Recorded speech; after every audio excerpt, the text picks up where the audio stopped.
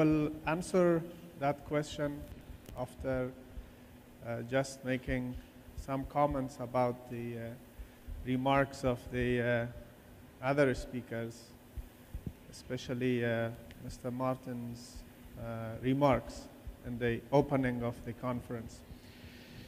He said, the war in Afghanistan is ending. The war in Afghanistan is not like a bicycle race to have a start and finish line. That is the Western narrative to say the Afghan war is ending. We are not seeing how it is ending, but what we are seeing is the strong will of the Western nations, which emerged immediately post 9/11, to finish off extremist militancy in our part of the world and not allow something called ungovernable areas or black holes to exist in that part of the world. That strong willingness and that strong political will is ending, but not the Afghan war. Because what is the Afghan war? The Afghan war is between democratic space, assisted and aided by United States and rest of the world, and on the other side, extremist groups, Taliban, Al-Qaeda, like-minded Pakistani extremist groups, aided by Pakistan, battling us. That is not ending. The casualties are as high as they were 2 years ago, as they were in the beginning of the surge in 2009. In the last 3 months, Afghan police force alone suffered 800 casualties, killed or wounded. And the wounded are the people who will not be able to go back into their duties and perform and work as normal human beings. They have been maimed for their life. So it's not a matter of pessimism or optimism, and I think we need to stick to a realistic narrative. And that realism in the narrative of Afghans and United States is a little bit fading away, depending what suits the domestic politics of troop contributing countries. They create a narrative again to suit that political caveat. Now, we are very thankful to the United States and other countries who post 9/11 came and helped us build institutions. Mr. David Sidney, as he said, I agree with him. We have institutions which we did not before. We have a police force, we have an army, we have intelligence, we have parliament, we have a robust education system, we have a health system. And these are achievements largely because of the help from the United States, Western Europe, other countries that we have it. But also, there was another point mentioned. They said, the US public is tired of a decade of war. Put yourself in the shoes of an Afghan. We have been for over 35 years in war. We fought the Soviets. We were promised a better future by our allies. But then came the collapse of the Soviet Union. The West achieved its macro strategic objective, which was to see the Soviet Union gone and defense budget of the Western countries decrease. Then the war in Afghanistan was termed a civil war. We were abandoned. And it was said that it's in the blood of Afghans that they fight each other for control of the state resources or control of natural resources or for tribal and ethnic supremacy. I am gradually seeing that narrative re-emerge with the sentence saying, as it was said, the war in Afghanistan is ending. What will be there as instability, fighting, terrorism, blasts, will be part of the Afghan life. So my concluding remarks to this question is, the fundamentals have not changed. And those fundamentals are, sanctuaries are still there. The relationship between Afghanistan and Pakistan is at its lowest record ever. The democratic space in Afghanistan is not enlarging, it is shrinking because insurgency has gained momentum.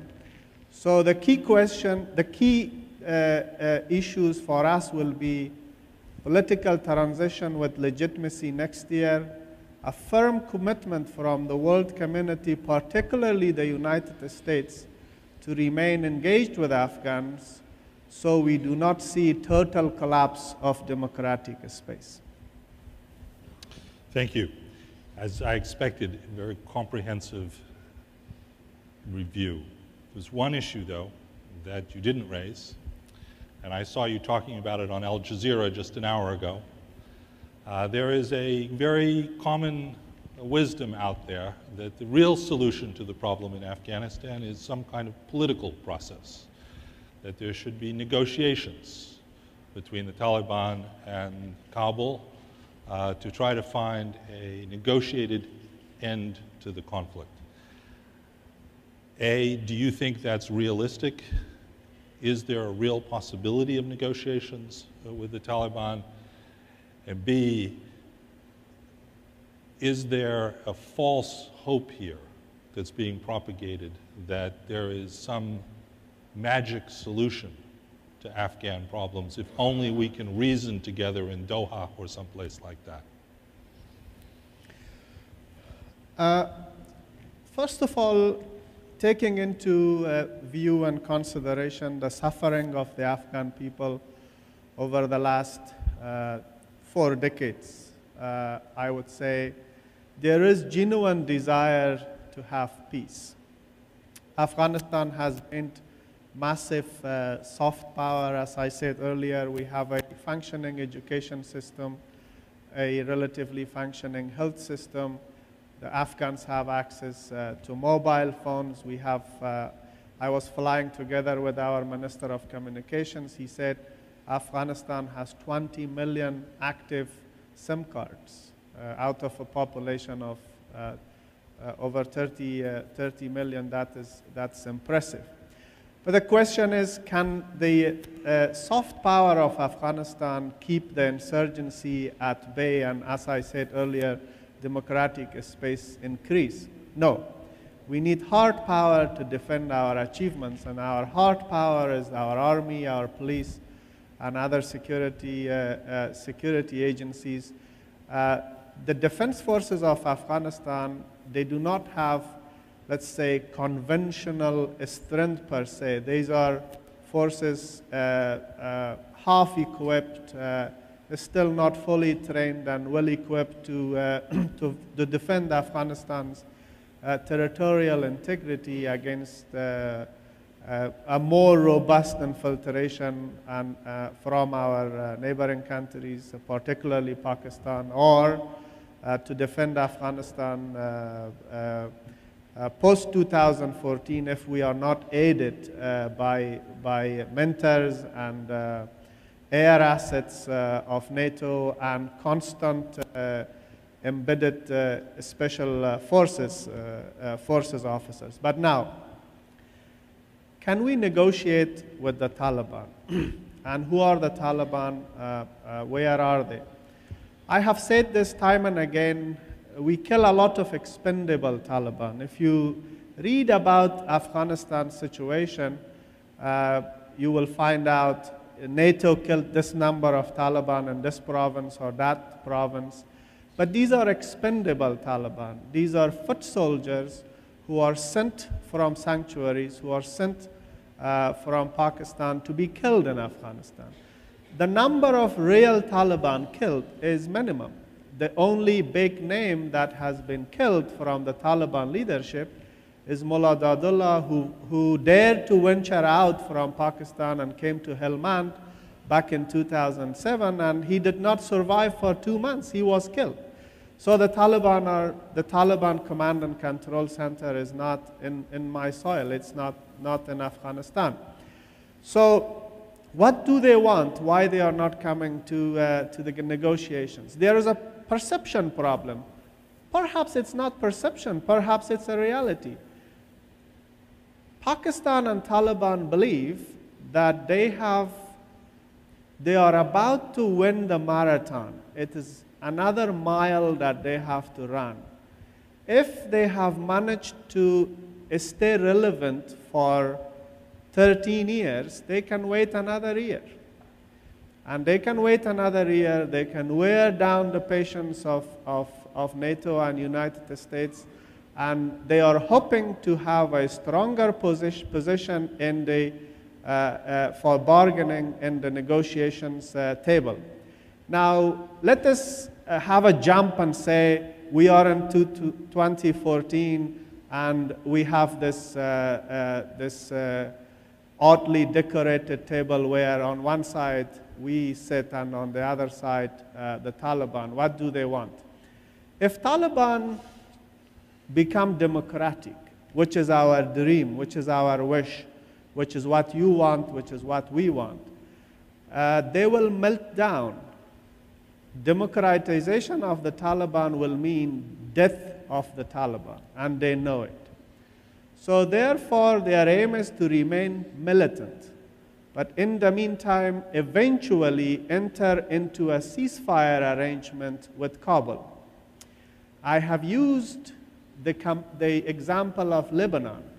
The Taliban dream is to remain something like Hezbollah, where they have a share of the power, but they remain a state within the state. They will control territory, they have some capability to deliver services, and they have their guns. If the arrangement does not suit their interest, they have the ability to resort to violence and fighting again.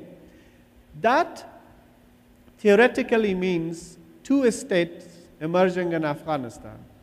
One which has had a pro-Taliban mentality. This is not Taliban, so sorry. This is just Pakistan. Yes. And parts of the country are under their control. In that type of a situation, the Afghan society will be deeply fragmented and we will not have a stability. So the ideal situation will be to DDR the Taliban, disarm them, demobilize them, and reintegrate them, which they don't want. Is there a middle ground? Is there a middle ground? We in Afghanistan believe the key to the middle ground is in the hands of Rawalpindi. It's in the hands of the establishment in Pakistan. If they come to a conclusion that Pakistan can gain enormously from good relationship with its neighbors, Pakistan, instead of promoting militancy and extremism, can promote trade, commerce, and harmony in the region. Taliban will lose relevance, and we will come to a settled Afghanistan which will not pose a threat to any of its neighbors. I think that perfectly segues us to you, Husain. We've already heard President Obama say U.S.-Pakistani relations are at an all-time low. We've heard Amrullah say Afghan-Pakistan relations are at an all-time low. Where do we go from here? Is the third coming of the comeback kid, Nawaz Sharif, reason for hope, change, or is Pakistan still stuck between mosque and military? Let me just begin by saying that it's very interesting that you had to have three officials, an American, a Pakistani, and an Afghan, who all left their government to be able to have an honest discussion about Afghanistan and Pakistan out here. I tried to choose wisely. Absolutely. Here's the problem. There are just too many myths about these two very important countries. For example, you mentioned Charlie Wilson's war. Charlie Wilson's war was only fought in Washington, D.C. What was fought in Afghanistan was a jihad by people who actually believed in it. And then, after the Americans withdrew their support from it, the war that continued there was Ziaul Haq's war, which was primarily for Pakistan's strategic objectives as Ziaul Haq and the Pakistani military and the ISI saw it. And that plunged Afghanistan into a long civil war because the Soviets were gone, so the Americans were gone, and once they were gone, nobody paid any attention. Then there is the war against terrorism. Pakistan's involvement in that war has not been for the same objectives as has been stated by General Musharraf or the Americans.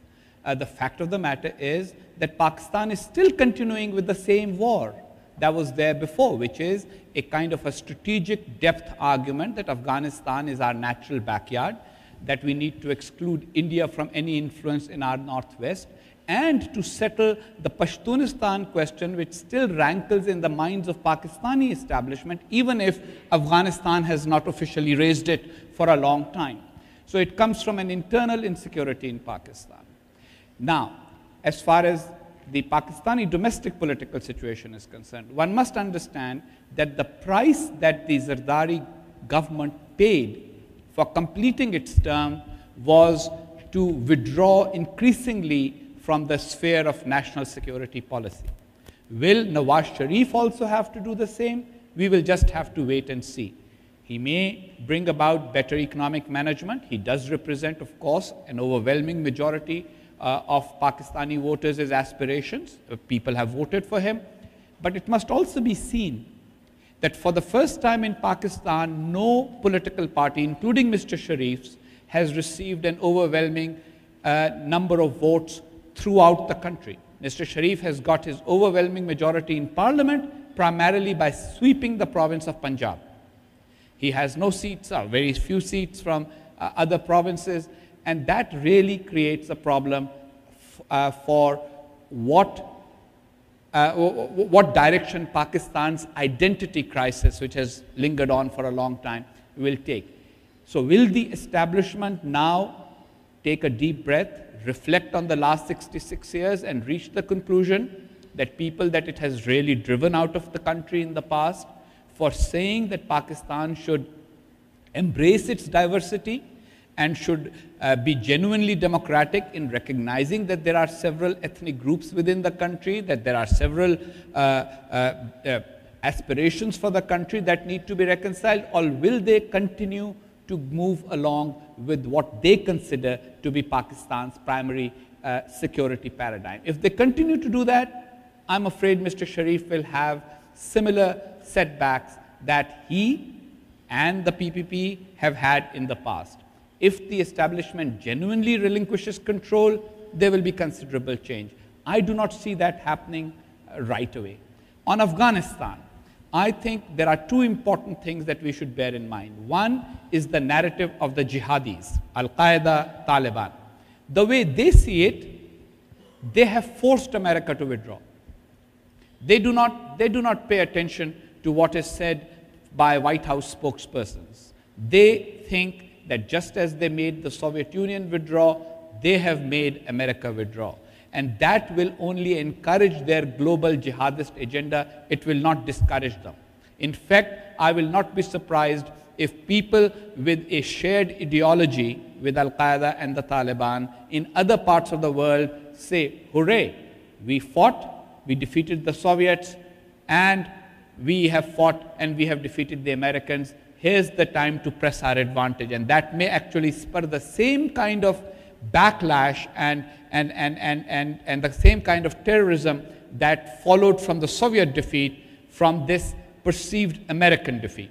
Second is that from Pakistan's perspective, if Pakistan's concerns that made Pakistan prolong the agony of Afghanistan in the form of the civil war, which was to deny influence to other regional powers in Afghanistan, If that persists, then there will be a Pakistani narrative as well, which is the Soviets left and we were saddled with the baggage.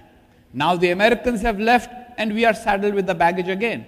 And who are the instruments of Pakistani influence in Afghanistan? It's not my friend Amrullah Saleh. It's not President Hamid Karzai. It's unfortunately again the Taliban. Hence, the reluctance of the Pakistani intelligence service to put the Taliban out for negotiations. And my last point, very quickly, is whenever people talk about negotiations about Afghanistan, they should never forget the basic principle that you cannot have a negotiation between the fire and the fire brigade.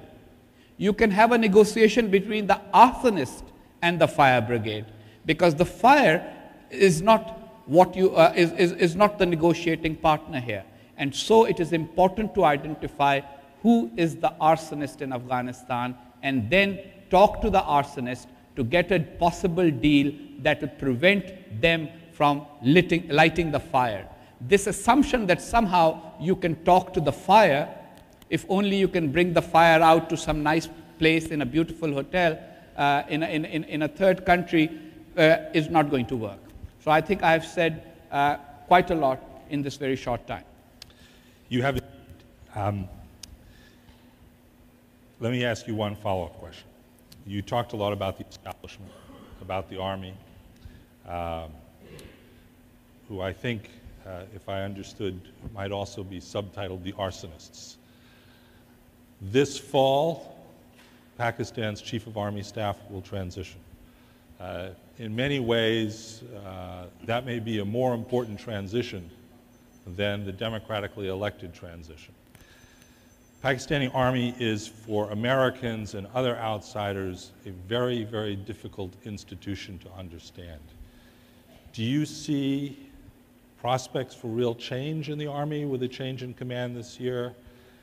And what is it that the Army wants, especially in Afghanistan, but more broadly? Look, again, I mean, it's, with Americans, I always remind them that they are a nation whose attitude to history is that, you know, the phrase "that's history" means that's irrelevant.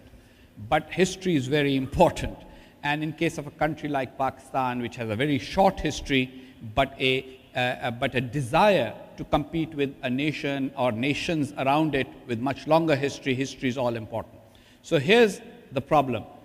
The Pakistani military's individual changes have changes of style, but there is a worldview. Pakistan takes pride in being an ideological state. People like me would want it to be a pragmatic state, a state that actually has policies, not a belief system. And because of that ideology, the changes in the leaders are not as deep as Americans often take it to be.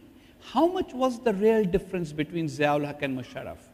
I mean, yes, Ziaul Haq served orange juice, Musharraf was willing to serve scotch. But that really is not the basis of the huge difference. In terms of the fundamentals, Musharraf's worldview, I mean, you should read the comments that sort of people who interacted with Ziaul Haq, they make about his views on India, his views on Afghanistan, his views on Iran, his views on Pakistan's national security, and then you should read the same of Musharraf. Then move forward and come to the current leadership of the Pakistani army. And the views are again not very different. They're just adapted, but here is a fundamental construct. And that construct is that Pakistan is hemmed in by enemies all the time. The whole world is against Pakistan. The only thing that keeps Pakistan together is a strong military. Pakistan acquired nuclear weapons to get ultimate security. But now a new layer of insecurity has been added, which I often say is like a guy who buys a gun and then stays up all night out of fear that somebody will steal the gun. And that is the new layer of insecurity. Usually a country becomes very secure with nuclear weapons, but, you know, unless you're Kim Jong-un and North Korea. So Pakistan's security paradigm needs an open debate. And Pakistanis like me who want that open debate are not necessarily welcome now, because it's easier to keep that paradigm alive by not allowing it to be debated. But if there's a genuine debate in Pakistan, people will say, how much security do we really need? what are our security threats? Will a sovereign, independent, democratic Afghanistan be a threat to us, or will it be a partner for us? Why can't we have a friendly government in Kabul by befriending the government in Kabul instead of trying to impose a government in Kabul, which is what Pakistan has tried to do since 1989. So those are debates that are not necessarily present in Pakistani society. And the Pakistani military, it's a very disciplined institution. It's an institution that is trained through us in a certain manner. I personally feel that the overemphasis on individuals that Americans sometimes have in policy does not necessarily apply to a state like Pakistan.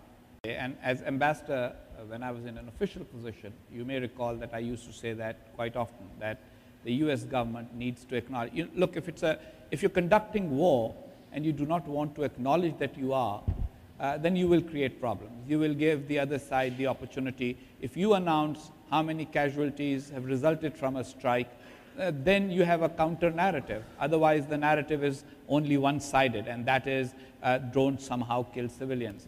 Secondly, there is the surveillance function of the drone, which is far more important. I mean, these drone strikes have become they've become the lightning rod because that's what gets talked about. But for every strike, there's thousands of hours of flights that have taken place, primarily gathering intelligence. And here's the point that I used to make in government and I'm making out of government. If there are going to be parts of a country where the country's government's writ does not run, then somebody will have to exercise some kind of surveillance there to be able to find out what's happening there if it's going to affect every other country. Like I always argued that bin Laden violated Pakistani sovereignty first. Everybody talks about the American violation of Pakistani sovereignty in taking out bin Laden, but nobody talks about the fact that he was also violating Pakistani sovereignty by operating out of Pakistani territory without Pakistani official sanction. So the real way of getting around for Pakistan, in my humble opinion, is that either Pakistan exercises full control over the territories over which the drones operate. And Pakistan says, you share the intelligence with us and we'll take these people out if it has the capacity. And if it does not, then I think it is something we will all have to unfortunately live with, whether we agree with it or not. Because let us be honest, a drone strike causes far less fatalities and casualties than a B-52 bombing would, or for that matter, an F-16 strike would, which is the Pakistani official way of dealing with these situations in remote mountains. Amrullah, you famously confronted President Musharraf in 2008 or 2007 that high-value target number one, Osama bin Laden, was hiding somewhere in the Abbottabad area. If I recall, his reaction to you was, what do you think my country is, a banana republic? Is Pakistan's tolerance of terrorism receding at all? Do you see any way it is? And how do you think the United States should deal with Pakistan's tolerance of terrorism and unwanted guests, if they are unwanted, like Osama bin Laden and now Ayman Zawahiri and Mullah Omar? I don't think Osama bin Laden violated Pakistani sovereignty.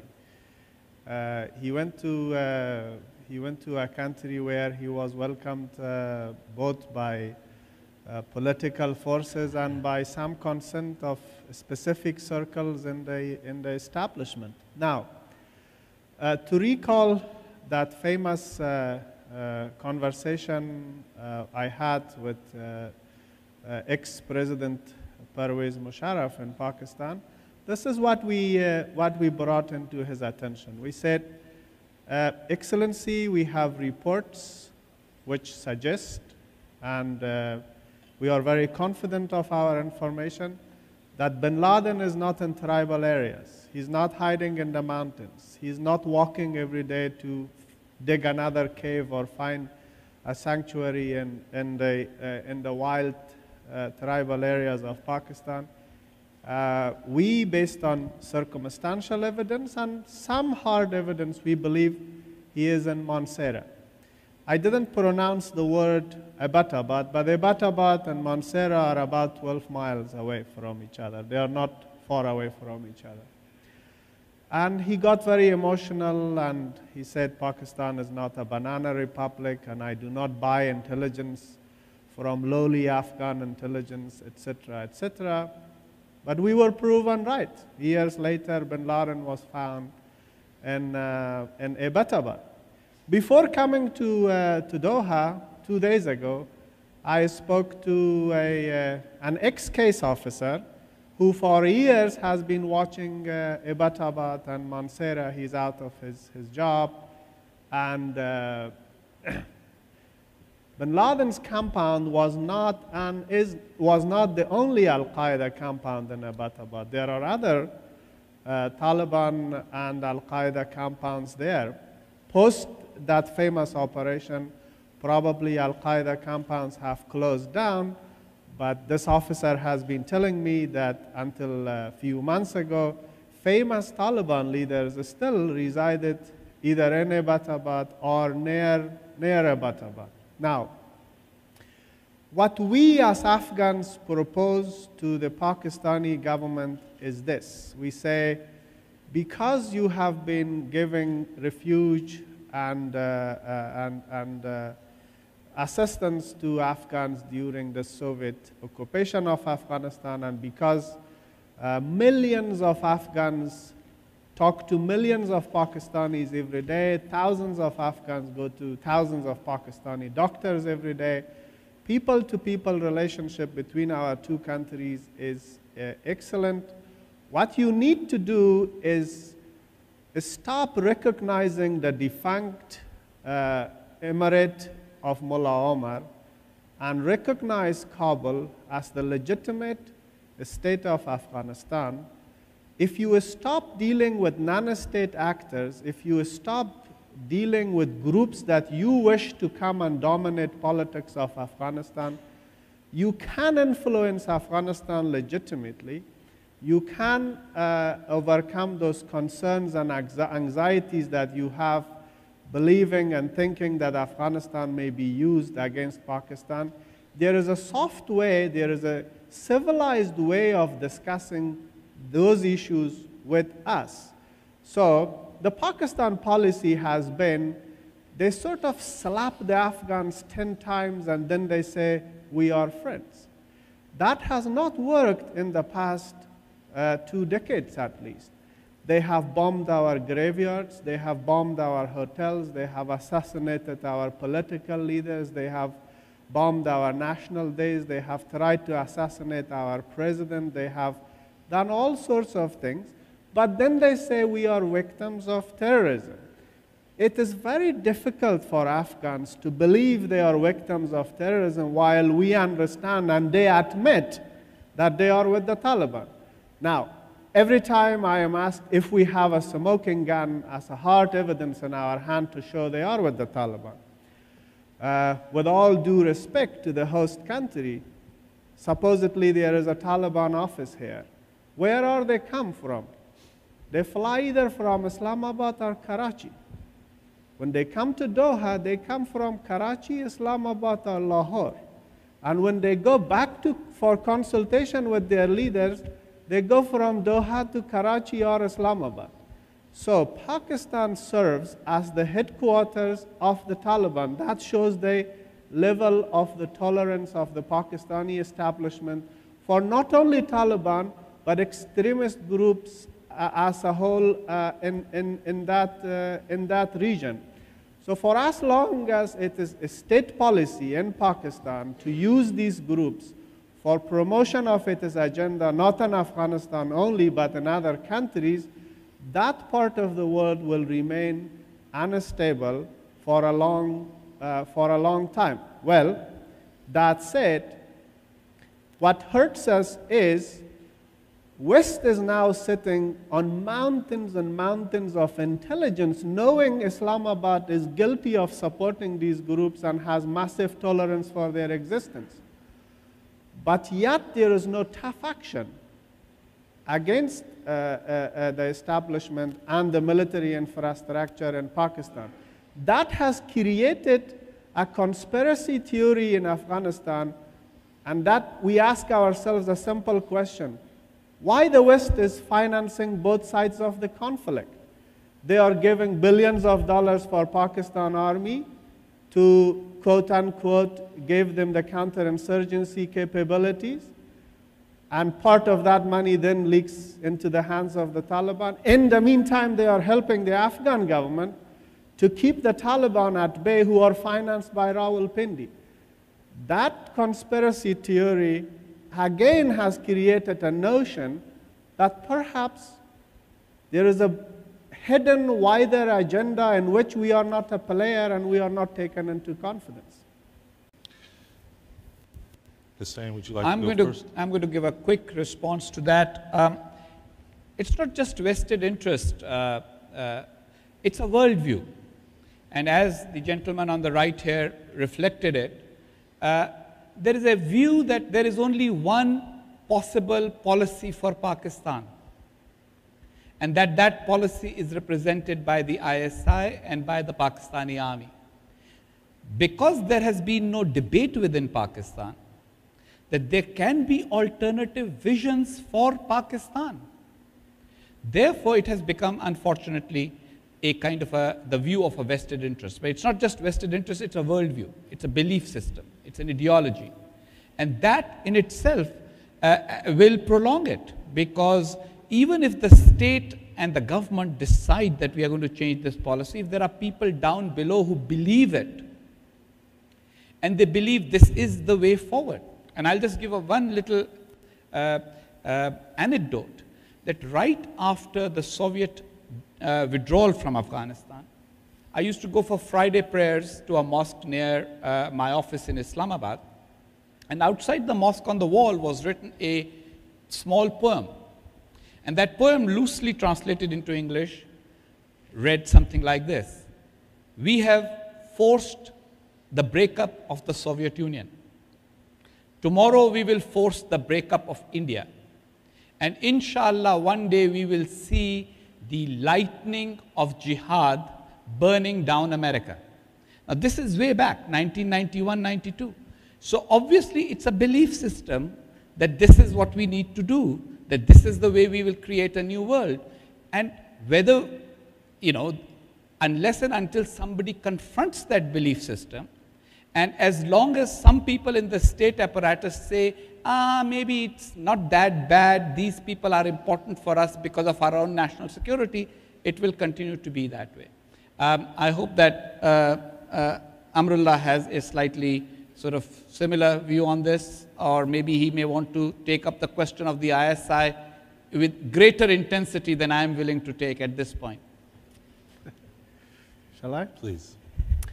Ma'am, first to your question, because sometimes I am labeled a single issue politician obsessed with ISI and Pakistan, so I would like to talk about Iran a little bit. When it comes to the role of Iran in my country, it has evolved into 3 stages. Immediately post 9/11, the Iranians thought that a gesture towards America by cooperating on the issue of terrorism,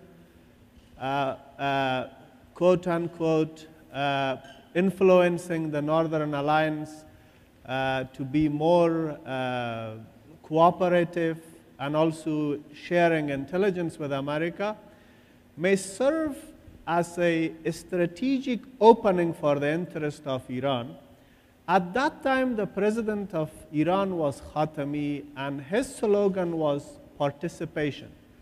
Participate in dialogue, participate in rebuilding of Afghanistan, participate in dismantling of the Sunni extremist terror groups in the region. And they were hoping that by providing and extending this cooperation, they will be able to get concessions from the United States on other issues.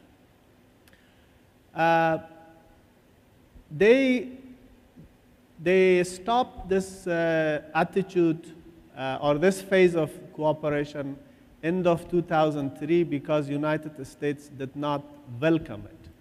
And United States did not give a high value to the Iranian cooperation. And now there is a lot of material emerging, stories from United States, books written from other corners and revealing what was a few years ago secret and hidden. Now it is available, and you can also find it in open sources. Then came the second phase with election of President Mahmoud Ahmadinejad. He believed that benign and soft policies of Khatami were counterproductive. Not only the United States did not give any value to the Iranian cooperation, it did not lead to a strategic opening in the relationship between the two countries. So let us have a tough stand both in Afghanistan and in the region and stop any type of cooperation. So let us say since 2005, the Iranians re-established links with all sorts of groups inside Afghanistan. But the Iranian policy in Afghanistan has been mainly standing on three pillars. Pillar one, maintain close, good, and friendly relationship with Kabul. And this has been admitted and acknowledged by President Karzai, and they have helped the state of Afghanistan in various ways. As I joked earlier with my friend Mr. Rydell, they have given money on the table, under the table, so that's no longer a secret. Pillar two of their strategy has been to maintain a balance by having relationship with democratic opposition, expanding the cultural influence of Iran, financing what they call value-based media outlets in Afghanistan, and also deepening the historical ties, not necessarily through state channels, but through non-state channels. That sometimes, depending to which section of Afghan society you talk to, some consider it positive, some consider it narrative. We are not united on how to define the influence of Iran in Afghanistan. And the third pillar of the Iranian policy has been, okay, there is this notion that Iran is under siege because of the US presence in the region. Iranians say, well, these troops being so close to us means they gave us the ability to strike at targets of our choice if Iran comes under attack. So therefore, maintaining links with proxy groups with capability of striking at US interest in the region is part of the Iranian strategy, which means basically that old saying of the enemy of my enemy is my friend. Now, that is how Iran is in Afghanistan today. But for pushing the Taliban to negotiate with the Afghan state, the Iranian influence on Taliban is not deep. It is an opportunistic relationship. But for pushing the Taliban to negotiate with the Afghan state is through Islamabad, through Rawalpindi. But on the role of the ISI, when we talk about the ISI, we specifically talk about three departments of ISI who are involved in Afghanistan, and their involvement goes back to the very early days of the creation of Pakistan as a state. But these three departments of ISI were massively assisted back in the 80s by the NATO bloc to defeat Soviet forces in Afghanistan. And these three divisions are Directorate S, which specifically is designed for Afghanistan when it comes to sabotage, manipulation, financing, etc., etc. Then we have the SSG, a Special Services Group. This is part of the army. These are special units they were created back in the 50s with the help of the United States to be prepared for countering communist insurgency in Pakistan. But since their creation, they have been more involved with Afghan adventure until today. And some of the units from the SSG were fighting alongside the Taliban in northern Afghanistan, and they were evacuated based on a understanding with United States post 9/11. And there is what used to be, but is still functioning, Afghan Logistics Cell. Afghan Logistics Cell is a transport network functioning within Pakistan, handled by ISI. So when they transport stuff for the Taliban, and if these stuff are stopped by regular Pakistani police, it is the ISI liaison telling them to release these convoys. Why I went into details of outlining which sections of ISI handle Afghan situation, it's because sometimes in order to justify no action or soft action against Pakistan, they say, perhaps there are rogue elements. It's a big country and big organization, rogue elements. We are not talking about rogue elements. ISI is a very disciplined organization. Pakistan Army is a very disciplined organization. You have seen very few defections of the Army officers. You have seen very few defections of the ISI officers to other countries. So they remain very loyal to the system. And I totally agree with Mr. Husain Haqqani that the country for many years is punching above its weight. They are hoping to dismember and dismantle big countries. They want to handle, while they are suffering from energy crisis, governance crisis, it is a country sinking into ethnic politics.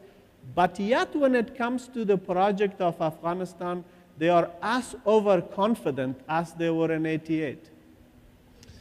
Let's get some more questions from the audience over here, sir, right in the front. And please respond to the India question as well as any others you want. But could you start by telling us the title, the draft title of your forthcoming book? My forthcoming book is titled Magnificent Delusions, the United States, Pakistan, and the history of an epic misunderstanding. And it is basically about how the United States has in fact reinforced Pakistan's misunderstandings about the region in which it happens to be in, and how Pakistan's policy has made the Americans look at the region quite differently than they should have. So it's how everybody has actually reinforced each other into following policies that have brought us to this day. On the question of the Durand Line, let me just be very clear. While there may be people in Afghanistan who raise the question about the Durand Line, as far as the government of Afghanistan and the government of Pakistan, and for that matter, every other government in the world is concerned, it is a settled matter. It is the Pakistan-Afghanistan international border. And in fact, when people refer to it as the Durand Line even now, it kind of offends the Pakistanis. The problem lies in what, very interestingly, an American Secretary of State, and not one of those really illustrious ones, relatively less sort of prominent one, described, William Rogers, described as psychological/political issues in Pakistan. It's a psychological issue because it was raised in 1948. In the heart of hearts, Pakistanis have this fear the Afghans have not accepted the Pakistan-Afghanistan border as the legitimate border. Same applies to a lot of the Pakistan-India questions. For example, in case of Afghanistan, Pakistan has a legitimate concern that India should not have military bases there, which it does not, that it should not use Afghanistan for undermining Pakistan's integrity and independence and national unity, which again, through a bilateral agreement between Pakistan and Afghanistan can be assured. The problem comes when Pakistanis sometimes, and it has happened many times in our recent history, they exaggerate the Indian presence in Afghanistan. There was a time when people used to say, Pakistani officials used to say, there are 20 Indian consulates in Afghanistan, whereas both Pakistan and India have only 4 consulates in Afghanistan. And similarly, there are other things like trade, etc., which Pakistan can only deal with by matching it. Meaning, if India gives $2 billion in aid to Afghanistan, Pakistan, if it wants to have that kind of influence, should spend the same amount of money, which unfortunately it is not in a position to do right now. And so the solution, if there is one, is in actually persuading Pakistan's leaders to understand that just as they do not want anyone to dictate to them, they do not have a right to dictate to the Afghans. The Taliban are not a force for good. They are not a force for good for Pakistan. They are not a force for good for Afghanistan. They have caused a lot of damage in Pakistan, and therefore at some point somebody will have to deal with them. As far as American policy is concerned, my short comment at the end of the panel is that America went into Afghanistan as a result of 9/11, but it went in and overextended its mission. And as a result now is trying to diminish its mission to a point where it may not necessarily be effective for the real purposes for which it went. It is American domestic politics, and I take the point that Mike made, which was a very valid point, that President Obama's actual policy and stated policy may be slightly different in the reverse direction. His rhetoric may be less than what he's actually doing. But that said, one should be very careful. The Taliban, the Al-Qaeda, and the many Pakistan-based jihadi groups have not ended their mission, and therefore those forces that have aligned against them should not end their mission prematurely either. Amrullah, I'd like to give you the floor and also to say a word or two about what you're listening for tonight from President Karzai. I want to very briefly talk about, talk about because it's a very deep subject, ideology that Taliban represent and the Durand Line issue. When a suicide attack happens in a wedding party and dozens of people are killed, voices from Mecca to Medina to Cairo to Tehran to Los Angeles to Kabul all echo at the same time, and they say this is not Islam. This is not representing Islam. When a civilian's throat is cut, again from around the world we receive messages of condolence, sympathy from media, academia, clerics saying this is not Islam.